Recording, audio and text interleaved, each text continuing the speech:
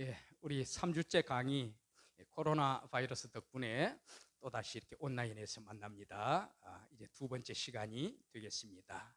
이 다음 주에는 좀 강의실에서 얼굴을 대했으면 좋겠는데 여러분은 그래도 이 동영상을 통해서 교수님 모습이 이렇게 생겼구나 대충 이렇게 짐작을 하시겠지만 저는 지금 허공을 보면서 강의를 지금 하고 있습니다. 우리 학생들의 얼굴을 보지 못해서 무척 안타깝고 또 참 개인적으로도 송구하게 생각을 합니다. 만나게 되는 날 제가 또 출석 이름을 일일이 불러가면서 교제를 할 거예요. 자, 우리 이제 그 29쪽 해놓은 데 있죠. 자, 페이지 네이션을 저 오른쪽 위에 그 퉁이에 이렇게 매겨놨습니다.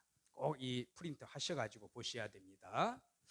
자, 이제 유엔 인권 시스템과 지역 행위자 이런 주제로 해가지고 계속 살펴봅시다. 자, 먼저 유엔 인권 시스템을 살펴보도록 하지요. 여기에 보면은 녹색으로 제가 표시해 놓은 글 인권위원회라 하는 것도 있고 유엔 산하에 고등 인권 판무관 또 인권조약기구 그 다음에 안전보장이사회 다른 거는 혹시 몰라도 우리 학생들께서 안전보장이사회 또 상임이사국 이런 표현은 많이 들어보셨을 겁니다. 자, 그러면은 맨 처음으로 올라가 보지요. 인권위원회에서는 특정 국가와 인권 침해를 논의할 권한이 주어집니다. 특정 국가 무슨 말이겠습니까? 인권이 장려가 되지 않고 오히려 인권이 무시가 되어지는 그런 나라들 있지 않습니까? 대표적으로 북한이 예를 들면 되겠습니다. 그래서 특정한 국가와 인권 침해를 논의할 권한이 주어진다. 인권 침해와 근본적인 자유 억압의 증거가 있는 국가에 대해서 북한에서 이러이러한 인권 탄압 사례가 있다고 하더라. 제가 이거 정확한 근거가 있는 건지는 모르겠습니다만 뉴스화되지는 않은 것으로 알고 있어요. 인터넷에 그런 내용이 나와 있다 그러는데 그 코로나 바이러스에 걸린 사람들이 있지 않습니까? 북한의 경우에 원래 그 중국 쪽가 국경을 딱 차단을 해가지고 발병률이 그리 많지 않다 이렇게 알려져 있는데 이제 확실한 거는 모릅니다. 그런데 여기에 발각이 된 사람들 코로나 바이러스에 걸려 있다 감염이 됐다 발견되는 사람들 그대로 총살형에 처한다고 그러는데 정말 있는 일인지 모르겠습니다. 정말 그런 일이 없었으면 합니다. 자, 그래서 바로 그런 경우에 해당이 되는 거지요. 아주 심각한 인권 침해가 되겠습니다. 근본적인 자유 억압의 증거가 있는 국가에 대해서 조사하고 감시의 레벨을 이제 빨간 레드 카드로 옐로우 카드, 레드 카드로 자꾸 올라가게 되는 거지요. 고등 인권 판무관인데 유엔 시스템 안에서 인권 활동에만 전념을 하는 그런 기구가 되겠습니다. 그 다음에 인권 조약 기구, 주요 국제 인권 조약들을 관리하고 조정을 합니다. 이거는 또 대륙 간에 또는 국가 간에 상황이 또 다 다를 수가 있지요. 거기에 적합한 어떤 조약들이 체결이 되고 어떤 디클러레이션이 선포가 됩니다. 그런 것들을 조율을 해주는 역할을 감당합니다. 그 다음에 안전보장이사회인데 세계 평화와 안전 유지에 책임이 있습니다. 군사력을 사용할 수 있는 유일한 기구다. 그래서 대표적인 사례로 우리 한국 동란에 유엔이 창립이 된 다음에 한국 동란 6.25 전쟁 때 최초로 적용이 된 그런 케이스가 되겠습니다. 그때 당시에 우리나라 경상남도 그 일부 지역, 낙동강 하류 지역만 남아있는 그런 상태지요. 1950년 6월 25일에 전쟁이 일어났고 3년간 이 전투가 지속이 되는데 그때 유엔에서 유엔 상임이사국 5나라입니다. 5나라에서 찬성을 다 해줘야만 돼요. 다 한 명이라도 거부권을 행사하면 안 됩니다. 다 찬성을 하게 되면은 이 군대를 한국 땅에 파견을 해서 한국을 도와가지고 북한군을 물리칠 수가 있는데 그때 가장 큰 문제점이 뭐였느냐? 바로 소련, 지금 러시아 이제 많이 또 그 중에서도 일부 떨어져 나가고 러시아가 됐습니다만 옛날에는 소련이라고 했습니다. 이 소련이 문제였어요. 여기서는 거부권을 당연히 행사하는 거지요. 근데 그때 안전보장이사회 가운데에 중국, 그때 중국은 지금의 중공이 아니라 중국이 아니라 대만이 되겠습니다. 우리 쪽에다 표를 찍어주지요. 영국이라든가 프랑스라든가 미국에서. 그런데 소련이 문제였는데 이 소련 대표자가 늦게 참석하는 바람에 이 표를 행사할 수 있는 시간을 놓쳐버린 겁니다. 그래서 4개국이 찬성을 해가지고 전원 일치인 것으로 인정을 받아서 유엔 연합군이 파견이 된 거지요. 16나라에서 들어와가지고 수많은 젊은이들이 피를 뿌렸습니다. 우리가 이제 결국 남북으로 두 동강이가 된 그런 안타까운 상황이기는 하지만 그래도 자유 대한민국을 건국할 수 있었던 거, 바로 유엔 안전보장이사회의 결의를 통해 가지고 유엔군 연합군을 파견했기 때문입니다. 자, 그다음에 유엔 사무총장이 있습니다. 많이 들어보셨지요? 최고의 수장이 되겠는데 머리 숫자 어른 장자. 전에 그 반기문 유엔 사무총장님 한국인으로서 그렇게 봉직을 하셨습니다. 유엔 사무국의 수장이 되겠고 유엔을 대표합니다. 또 대변인의 역할을 합니다. 그래서 유엔 사무총장에 대해서는 모든 나라의 대통령이다, 그런 또 별칭이 있는 걸로 들었습니다. 그 다음에 유엔 총회가 있습니다. 여기에 보시다시피 인종, 흑인인가 백인인가 또는 피부가 검은가 또는 성이라든가 남자 여자지요, 어느 나라 말을 쓰느냐 언어라든가 또 종교, 어느 종교를 믿는 나라냐, 종교로 인한 차별이 없이 모두에게 인권과 근본적인 자유가 실현돼야 된다. 그 다음에 또 국제사법재판소가 있고 국제형사재판소가 있는데 요거를 좀 구분하기가 어려울 때도 있습니다. 국제사법재판소에서는 국가 간의 분쟁을 다룹니다. 그래서 국제형사재판소와 역할이 중복되지 않도록 유엔 가입 국가들이 제기한 법률적인 논쟁을 처리한다. 예를 들면요, 사실 그 1904년에서 5년 사이에 그 러일 전쟁이 일어나지요. 그때에 이 러시아하고 전쟁을 치르는데 동해상에서 전쟁을 치르다 보니까 이 동해에는 섬이 없어요. 그래서 울릉도하고 독도밖에 없지 않습니까? 그러니까 중간에 거쳐갈 무기를 거기에 진열을 한다거나 레이더를 설치한다거나 중간 지점이 없다 보니까 이 전쟁을 치르는데 일본 쪽에서 굉장히 불편을 느꼈지요. 그래가지고 그때 독도 땅을, 아직 한일 합방이 안 되기 전입니다. 그래서 이 독도 땅을 시네마현으로 편입을 시켜버린 거예요. 그걸 근거로 해가지고 지금까지 이것이 자기 나라 땅이라고 주장을 하고 있지요. 그것은 엄연한 우리나라 땅입니다. 그런데 이거를 이제 일본 쪽에서 국제사법재판소에다가 이거를 좀 문의를 해보자, 거의 재판을 하자. 그러면 일본 쪽에서는 자기들은 자신이 있는 거예요, 여기에 대해서.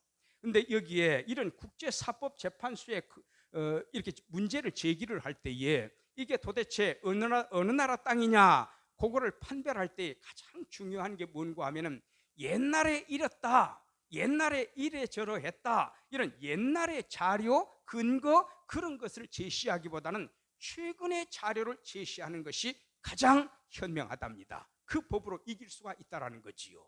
그런데 일본이 우리나라에서 물러갈 때 독도 지역을 언급을 하지 않았다.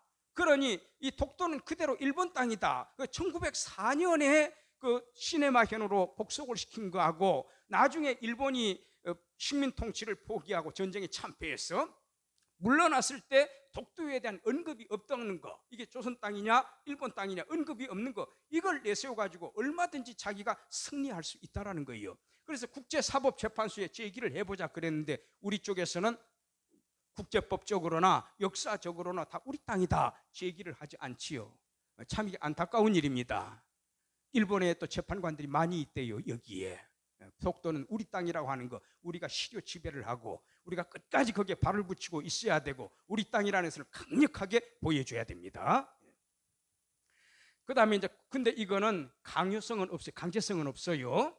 근데 국제형사재판소 있지요. 이 경우에는 국가가 아니라 개인들을 기소한다고 합니다. 저 사람이 2차 세계대전 때 대량 학살을 했다, 또 비인도적인 범죄를 저질렀다, 또 침략범죄, 전범들, 전쟁 범죄자들이지요. 그래가지고 이런 사람들을 체포해서 재판을 받게 하고 형벌을 가할 수가 있습니다. 이게 바로 국제형사재판소입니다. 2차 대전 같은 경우에 보면은 일본은 군대를 중심으로 해서 군국주의를 펼쳐나가게 되지요.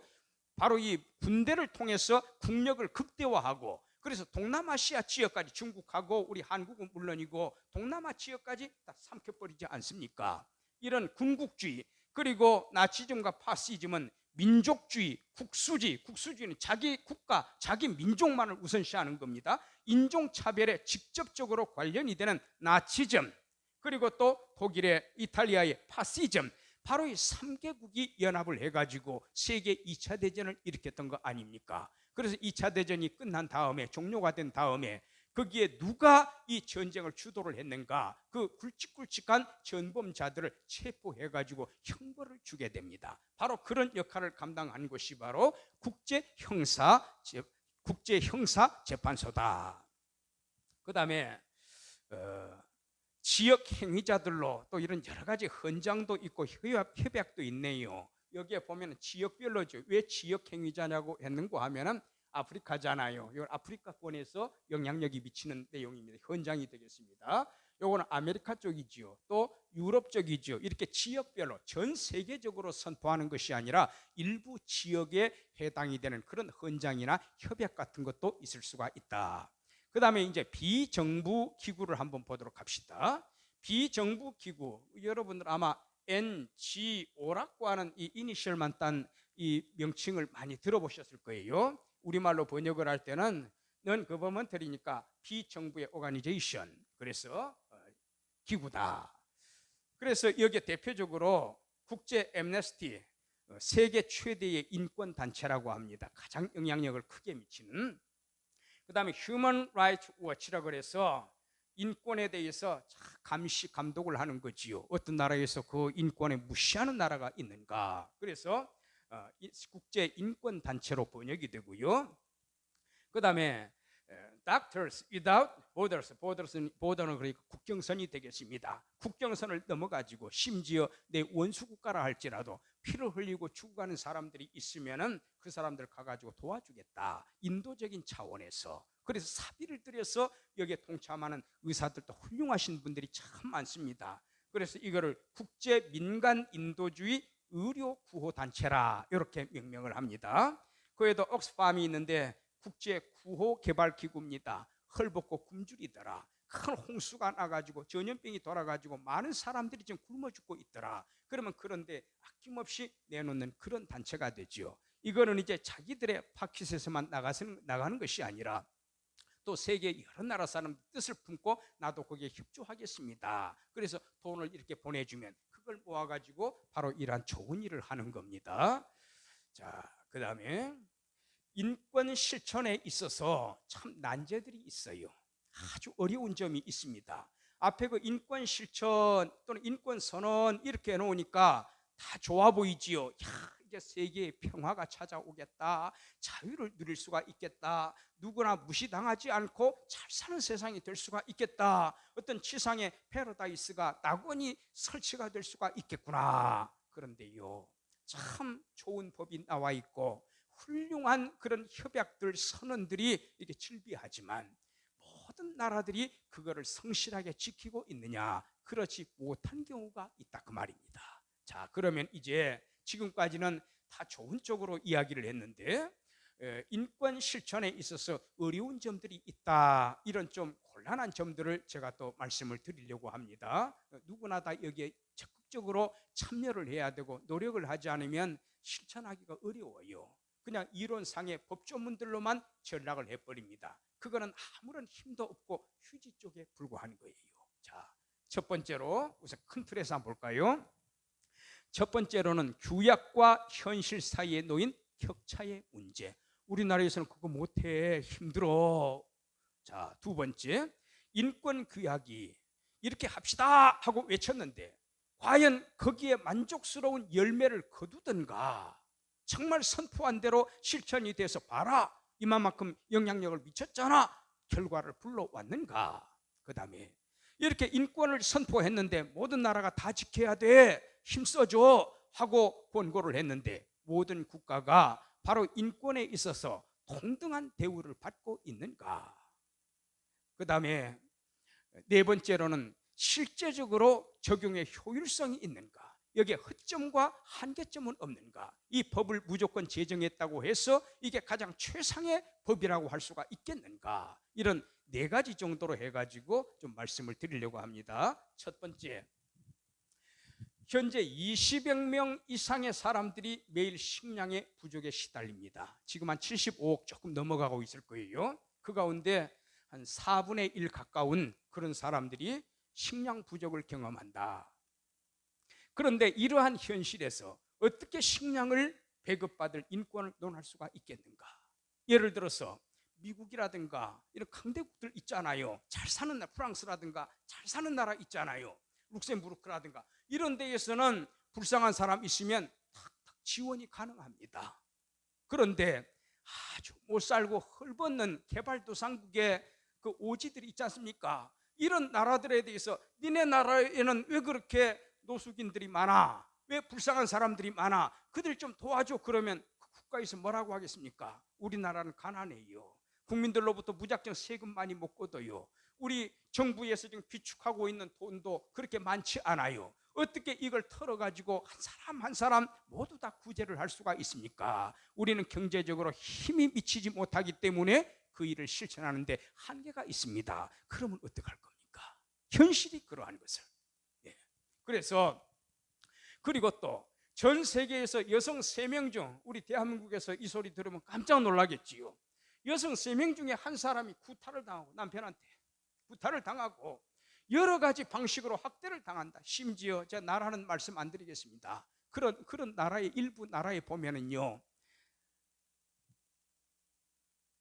가정을 이루어서 남편과 아내가 있는데 다른 남자하고 이 아내가 만나는 경우, 아내가 원해서 만나는 게 아니에요. 다른 남자에게 겁탈을 당했잖아요.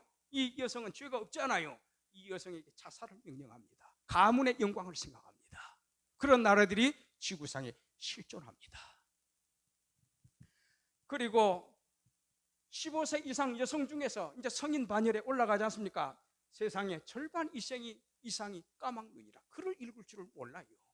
옛날 우리 조선시대도 90%가 문맹인이었습니다. 지금이 어느 시대인데 이런 상황. 아까 우리 그 공부했지요, 지난번에. 교육을 받을 권리가 있다라고 하는 거. 근데 그 인권을 못 누리고 있다 그 말이에요. 그래서 문맹인이 나온다.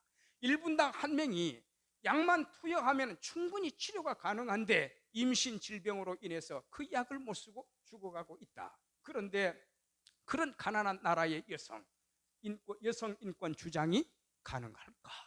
말로만 외치는 구호에 머물 수 있다는 거죠. 가난하고 헐벗고 굶주리는 나라에서는요, 이게 사실은 꿈으로만 기대를 할 뿐이에요. 미국에서는 이루어질 수 있는 일이지만 저 개발도상국에서는 적용이 안 되는, 앞으로 꿈으로만 바라볼 수 있는 그런 내용에 불과하다. 2억 5천만의 아동 노동자들이 있고 공부를 해야 될 아이들이, 청소년들이, 이제 12~13살밖에 안 되는 어린 아이들이 노동을 해요. 성인들처럼. 왜? 돈을 벌어야 되기 때문에. 매년 2만 2천 명의 아이들이 노동사고로 목숨을 잃습니다. 2007년도에만 해도 9,200만 명, 거의 1억 아닙니까? 아동들이 15세 생일을 맞기도 전에 사망하는 현실에서 아동협약의 중요성을 모든 나라에 다 골고루 적용할 수가 있겠는가? 이게 안 되는 나라들이 있습니다. 그리고 고문방지협약 가입국들이 많으니까 이거 실천할 수 있다고요? 실제로 안 그런 나라가 너무나 많습니다. 고사포로 사람을 쏘아 죽이는 시대 아닙니까? 자, 계속해서 두 번째로, 이 인권 규약이 이 만족스러운 결과를 불러올 수 있느냐? 여기 저 인터넷에서 마침 사진이 있길래 인터넷에서 제가 옮겨봤어요. 조나단 코졸이라고 하는 분인데 야만적인 불평등이라는 책을 썼어요. 불평등하대요. 불평등 현상이 나타나는 것은 그건 바바리안 세계에서 나타나는 거다. 야만적인 불평등이다. 미국에서는 부잣집 아이들하고 가난한 집 아이들 사이에 엄청난 교육 기회 격차가 발생하고 있다. 그래서 미국의 작가이고 또 교육자이고 그리고 운동가이고 잘 알려졌어요. 어떤 책이냐면 Public Education, 모두에게 교육을 시켜야 된다. 이걸 강력하게 주장한 내용인데, 이 저서로서 유명한 분인데 여기에 보십시오. 부유한 집 아이들과 가난한 집 아이들 사이에 교육 기회 격차가 발생한다. 부유한 집 아이들은 교육을 잘 받지만은 가난한 집 아이들은 학교 문턱을 넘어가기 어렵다, 그 말입니다. 이것이 바로 야만적인 불평등 중에 하나의 사례가 되는 거지요. 자, 그 다음에 세 번째로는 모든 국가가 동등한 대우를 받는가. 사진에 지금 반기문 옛날 그 유엔 사무총장님이고, 이분은 그 삭스라고 하는 삭스 제프리 콜롬비아 대학 교수님이라고 합니다. 유엔 사무총장 특별 자문관, 아마 두 분 친한 것 같지요. 보니까 저서로서는 가난의 끈, 더 이상 가면 안 된다, 여기서 종식해야 된다, The End of Poverty라고 하는 책을 썼어요. 이분이 그런 말을 했어요. 뭐라고 했는가 하면 2001년에 일어난 일입니다. 여러분들은 그때 뭐 태어나지도 않았거나 막 태어났거나 그런 때네요. 9.11 테러로 3,000명이 죽었을 때 미국 사람, 수많은 국가들이 아이고 미국에서 그런 일 일어났다고, 물론 참 안타까운 일인데 크기에 미국에 적극적으로 관심을 가지고 도와줬어요. 그러나 9.11 테러 사건 희생자의 10배나 되는 사람들이 죽어가는 것에 대해서 가난하고 이름도 알려지지 않은 나라들, 다른 나라, 큰 나라에서 눈길 한번 주지 않는 그런 나라들 있지 않습니까? 개발도상국에. 그 사람들이 죽어가는 것에 대해서 그들은 어떤 대응을 하고 있는가? 미국에 대해서는 위로해주고 도와주고 했지만은 정작 도움을 받아야 될 가난한 나라 사람들에 대해서도 미국에 대했던 것처럼 똑같이 대해줬느냐, 그 말이에요. 이것이 인권이냐, 그 말입니다. 그래서 9.11 테러 이거 한번 잠깐 보실까요?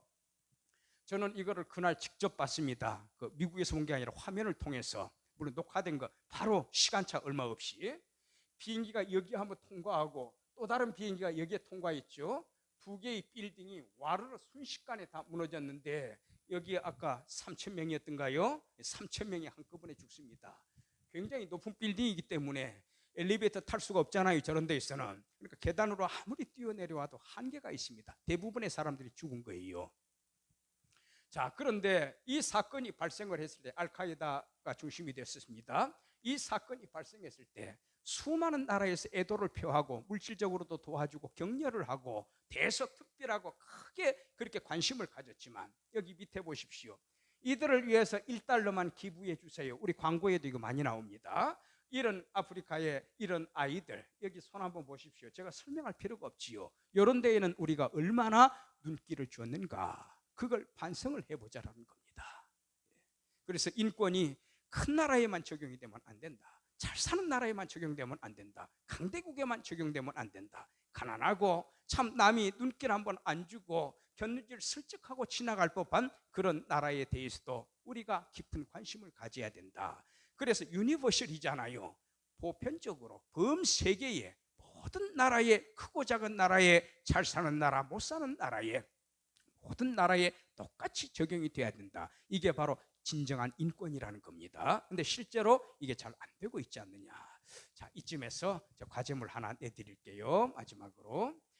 다음 주에는 좀 강의실에서 만나면 우리 제대로 공부하고 좀 과제물 안 내는 그런 방향으로 할 텐데 지금 어쩔 수가 없습니다. 또 여러분들 이걸 50분 동안을 쭉 강의를 들으면 굉장히 힘드실 겁니다. 교육 효과가 나지를 않습니다. 그래서 강의실에서 저는 열정적으로 하려고 하고, 여기에서는 대신에 시간을 줄여가면서 학생들이 좀 생각해 볼 수 있도록 과제물을 내드립니다.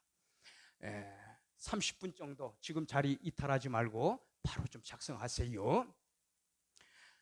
우리나라의 극빈층 구제가 어떻게 시행되고 있는가 기록하고, 요 인터넷 자료를 찾아보면요 방대합니다. 다 쓸 수가 없습니다.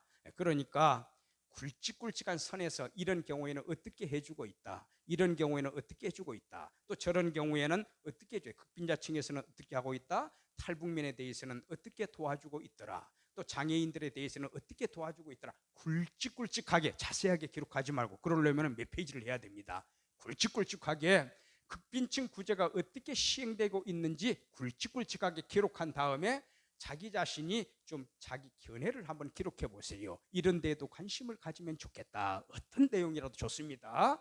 그리고 A4지 3분의 1쪽 내지는 2분의 1쪽으로 해서 역시 마찬가지로 첫 번째 우리가 강의실에서 얼굴을 대하는 날 그때 제출을 해주시면 되겠습니다. 여기에 미제출을 하는 경우에는 학교에서 제동을 걸었어요.